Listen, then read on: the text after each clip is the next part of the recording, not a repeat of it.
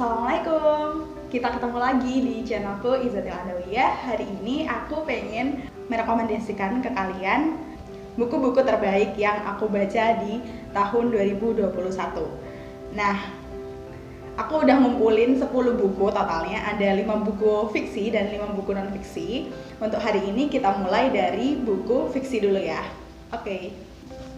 Buku pertama adalah sebuah novel yang berjudul tentang Saturnus yang ada di bumi.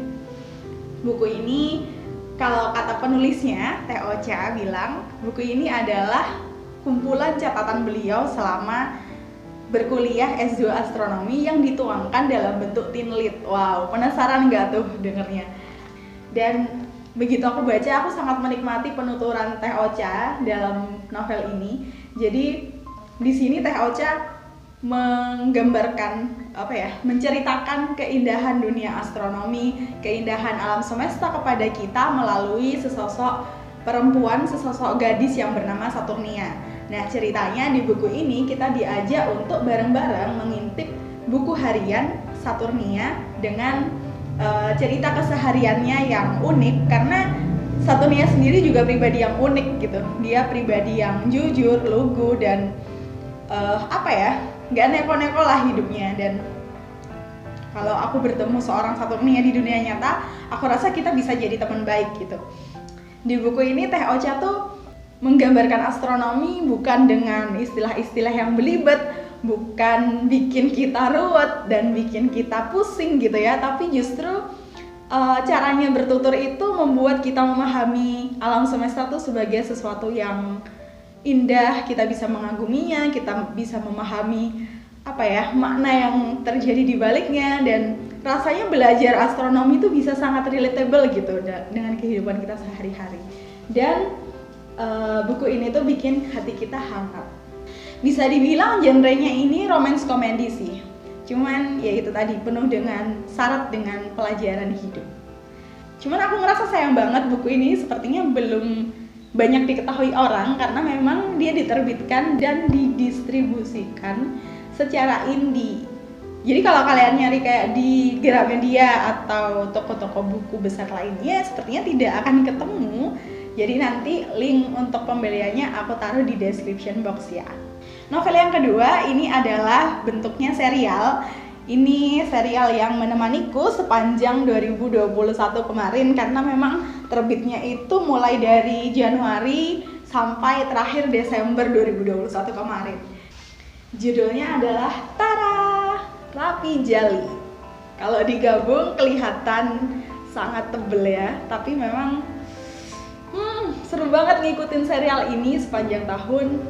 Ini tuh serial yang ditulis oleh Dewi Lestari. Kalau kalian cocok dengan novel Dewi Lestari yang Perahu Kertas, aku pastikan kalian juga akan cocok dengan Rapi Jali ini. Uniknya dari novel ini tuh adalah sesungguhnya naskah yang sudah ditulis oleh Dewi Lestari 27 tahun yang lalu. Kalau sekarang 2022 berarti 28 tahun yang lalu. Cuman baru mampu beliau selesaikan di tahun kemarin. Wah, penasaran nggak tuh ide yang udah diperam begitu lama jadinya kayak apa? Rapi Jali ini bercerita tentang perjalanan hidup seorang remaja perempuan usianya sekitaran SMA gitu, yang bernama Pink. Dia itu punya kemampuan pitch perfect. Dimulailah perjalanan Pink gitu ya, yang dia mendapati dirinya adalah seorang yatim piatu. Dia dibesarkan oleh kakeknya yang seperti veteran band gitu. Suatu hari ketika kakeknya meninggal, dia harus pindah ke Jakarta untuk menunaikan amanat kakeknya, melanjutkan sekolah di sana. Dan disitulah petualangan Pink dimulai. Lagi-lagi ini tuh novel romance tapi juga komedi, tapi sebetulnya ceritanya itu sangat kompleks sih bisa dibilang, karena di dalamnya juga ada intrik-intrik politik, ada persahabatan, ada cinta juga, ada perjalanan seorang remaja yang mencari jati diri.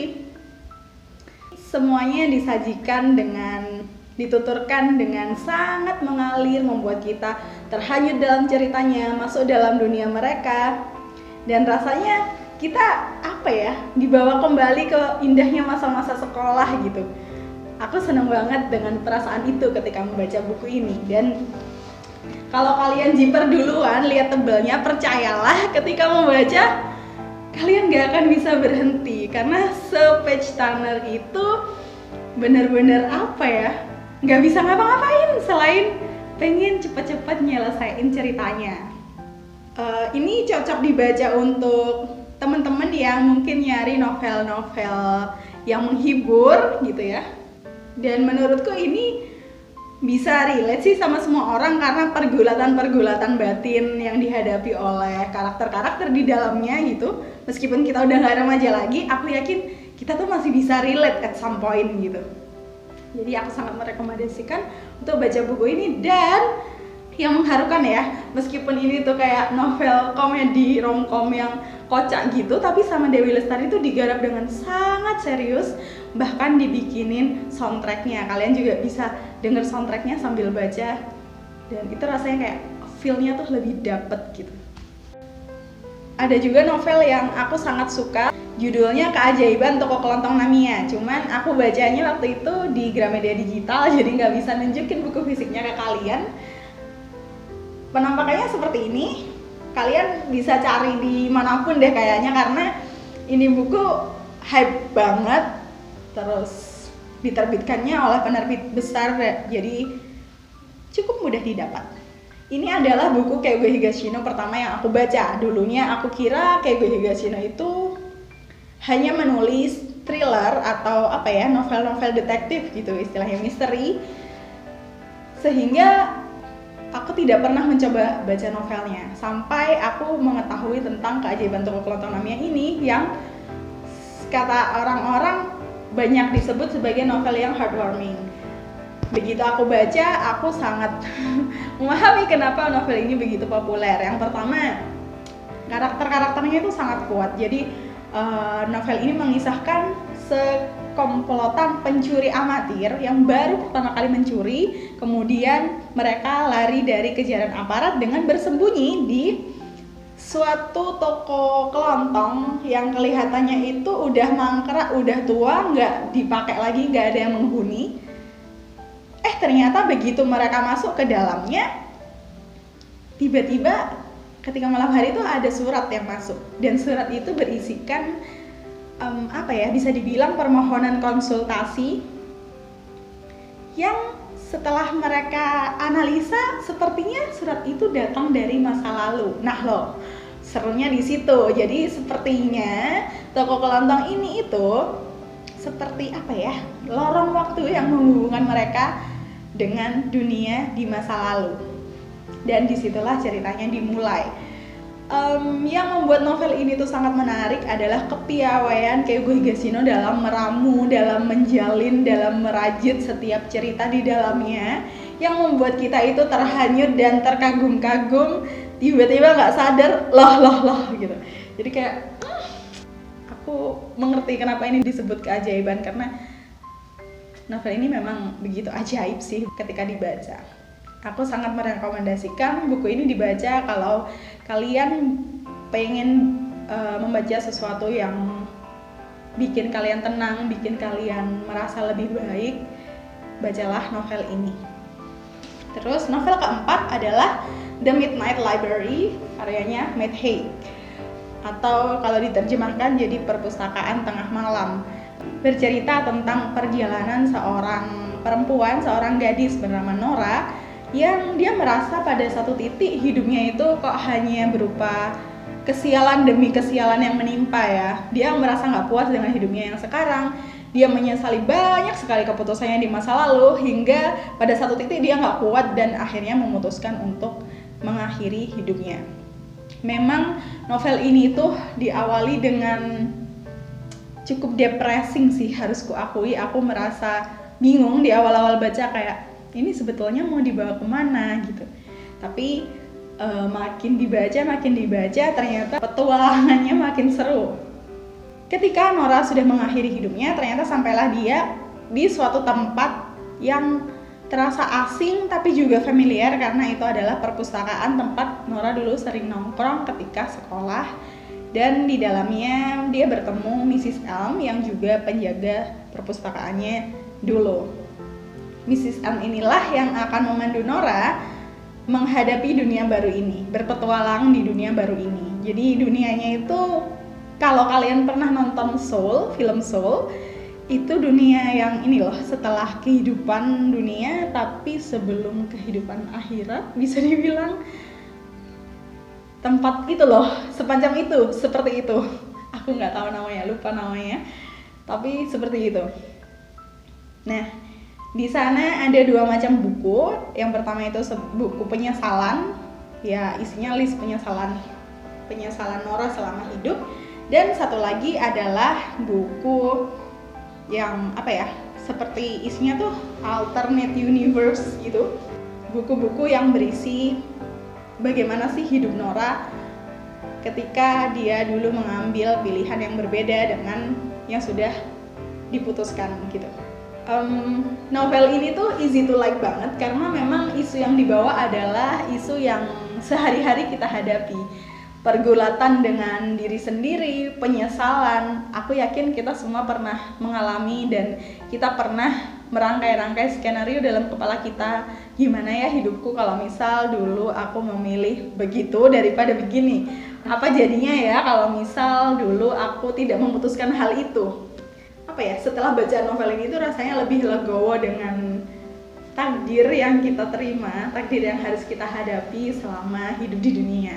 Itu sih yang aku dapat. Jadi aku merekomendasikan ini untuk semua orang.